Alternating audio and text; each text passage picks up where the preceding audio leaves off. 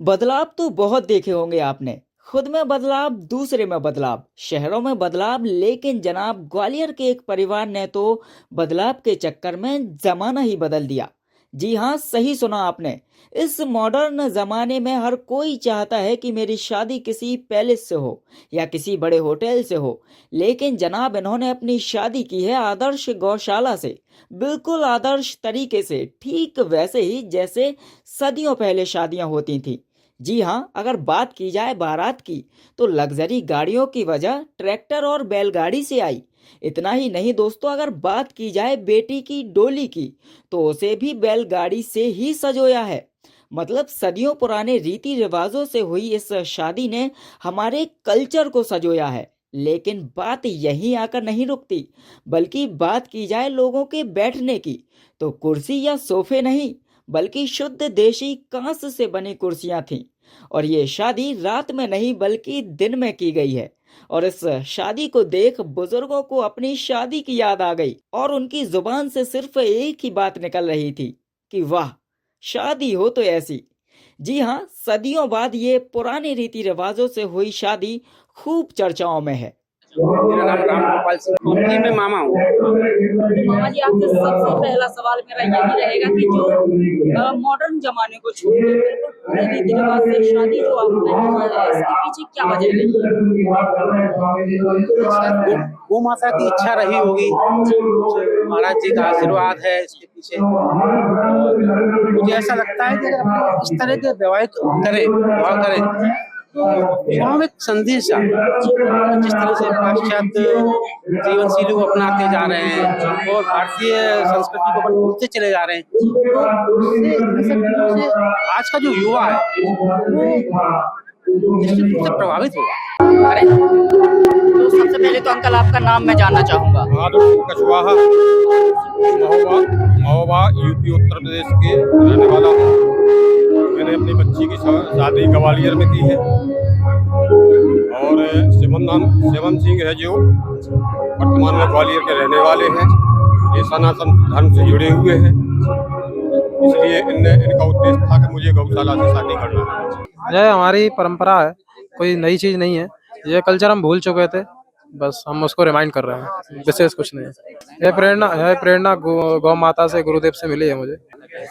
मैंने यह सोच के किया है क्योंकि जो नाइट कल्चर है वो हमारे लिए और हमारी संस्कृति के लिए, दोनों के लिए हानिकारक है। तो लोग इस तरह से दिन में विवाह करें, एनर्जी फ्री विवाह करें, पर्यावरण प्रदूषण जिससे ना हो कुछ, इस तरह से लोग और भी आए तो ये कार्यक्रम सफल। यही कहना चाहूंगा कि इस तरह से कार्यक्रम करें, आप अपने सभी कार्यक्रमों गौ माता की अध्यक्षता के सामने करें। तो बहुत अच्छा लग रहा है। मतलब मुझे तो ऐसा लग रहा है कि मैं भी ऐसे ही शादी कर लूं क्योंकि आजकल बहुत ज्यादा शादियों में हमने देखा है वेस्ट होता है और बहुत ज्यादा मतलब इन्वायरमेंट हमारा डैमेज होता है। पैसे का कितना ज्यादा, अब मतलब मम्मी पापा तो कर्जा ले लेके शादी करवाते हैं, और ऐसी शादी जिसमें आप खुल के आपके कल्चर को एंजॉय कर सकते हो, सब कुछ बचा सकते हो, इन्वायरमेंट फ्रेंडली होती है, तो ये तो बेस्ट है। मुझे लगता है कि हर किसी की ड्रीम शादी होती है, हर किसी को ऐसी ही शादी करने की इच्छा होती है। मेरा नाम प्रियांशी है और हम सभी IITDM के छात्र हैं। हम लगातार 7 दिन से यहाँ पे कार्य कर रहे हैं, सुबह शाम। तो हम लोगों ने पूरा डेकोरेशन विलेज थीम पे रूरल टूरिज्म को प्रमोट करते हुए बनाया है।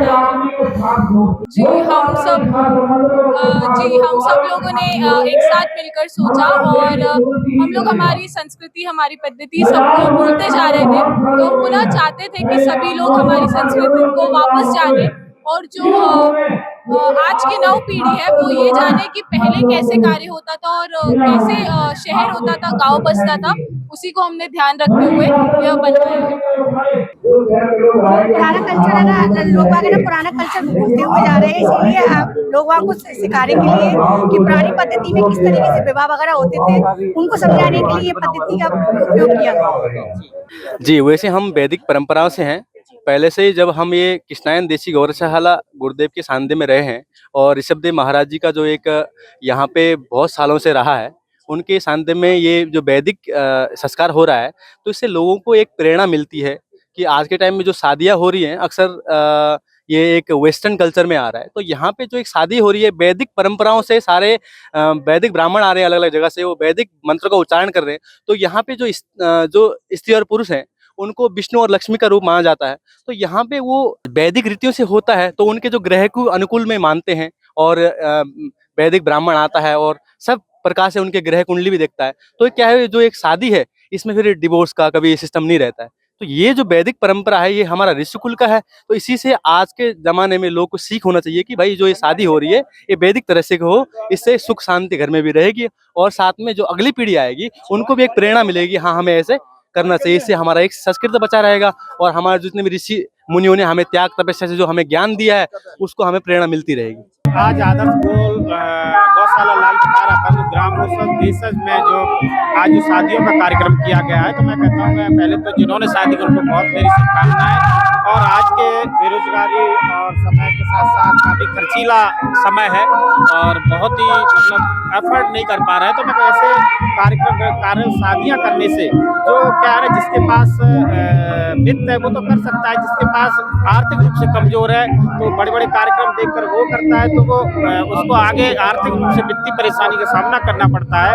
मगर इस तरीके से साधारण सिंपल तरीके से शादी होती है तो एक नव दंपत्ति को जो बोझ होता है, शादी का जो खर्चा होता है वो नहीं झेलना पड़ता है और एक सुखमय जीवन जीता है। तो मैं कहता हूँ कि सभी को ऐसे कार्यक्रम आने समय में अपने साधारण सिंपल तरीके से शादी करने से एक वित्त के साथ साथ हमें एक कम रिसोर्सेस में भी हम सब कुछ कर सकते हैं। ऐसा नहीं है कि हमारे पास पैसा हो तब भी हम बड़ा कर सकते हैं, एक संदेश देना चाहिए। Thank you.